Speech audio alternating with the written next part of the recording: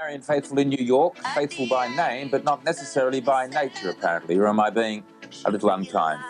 Um, I don't know. I never really thought too consciously about my name being Faithful. I used to be called Faithless at school. When did it begin? When did Marianne Faithfull first decide that she was going to be a lot different to most other people? I don't know if I ever realized it too clearly. I do remember when I was 14 asking my father what he thought I should do when I grew up, and being very shocked when he said that he thought I should perhaps be a sociologist. I remember thinking, he must be mad. I'm not going to do anything like that. So I had some idea that I wanted to be famous, and I wanted to make money, and I wanted to do something very special.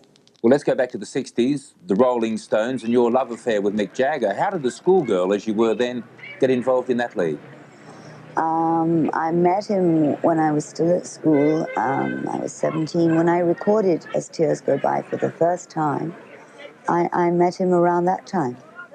And we had a love affair. Did you anticipate a long-term affair, or was it always going to be a rock and roll romance? Oh, it was a long time affair, yeah. We were together about 6 years. Of course, your visit to Australia in 1970 with Mick Jagger is regarded by most people, I suppose, as the most notorious period in your life. It was also the time you attempted to kill yourself here in Sydney. How much of that whole episode do you remember? Indeed, I remember that very clearly, trying to kill myself, and the anger I felt, and the pain I was in, and the way I dealt with it. But why did it happen? Why did somebody who apparently had every reason to live for try and kill themselves? Oh, really? On the surface, I had everything in life to live for. Well, it shows that things are not always as they seem. Still, that doesn't mean there is any excuse for me trying to kill myself. And I'm awfully glad today that I didn't manage to do it. Without wishing to sound too harsh, I guess most people would think that anybody hell-bent on killing themselves can find a way to do it, yet you were unsuccessful. I think taking 150 sleeping pills and being in a coma for 6 days shows that I was quite serious about it. When did the drugs begin? I started taking soft drugs when I was quite young. I think I was about 19.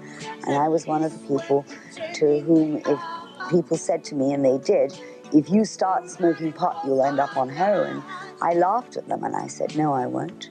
And within 2 or 3 years, I did. If I couldn't get narcotics, I could drink instead. And of course, alcohol is a drug. And it's just all the same stuff. It's all chemicals. So I'm not really into discussing one drug over another. We're talking about chemical dependency, and it is a very serious, has been a very serious problem in my life, from which I am now recovering. And I'm very grateful to be able to say that. You're now confident that the dope and the booze are all behind you? I wouldn't put it like that. I take it a day at a time. I am not taking any chemicals today, and I have not had any chemicals in my system at all for 15 months, but I take it a day at a time. I would never say I was confident I had anything like that beaten, because it is a very powerful disease indeed, and I cannot do it alone, and I cannot have that kind of ego-centered attitude. I have hit many bottoms in my life, and as I said before, I'm taking it a day at a time. Yet as recently as 1986, you were undergoing drug rehabilitation in the United States, and your lover at that time, who was also undergoing rehabilitation, killed himself by jumping off the 36th floor of an apartment block.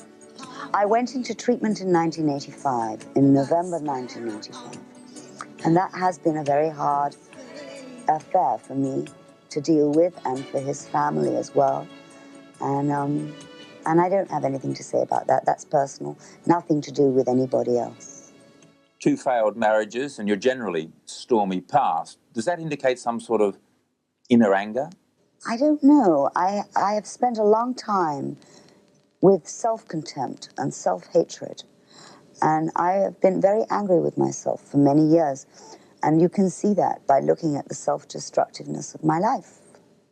I am in therapy today, and obviously I'm not going to discuss those kind of things with other people apart from my therapist.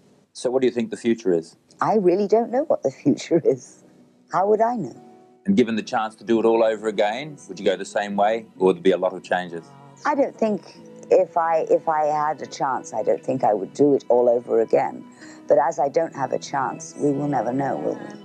I guess not. Marianne Faithfull in New York, thank you very much for your time this evening. Thank you. Thanks a lot.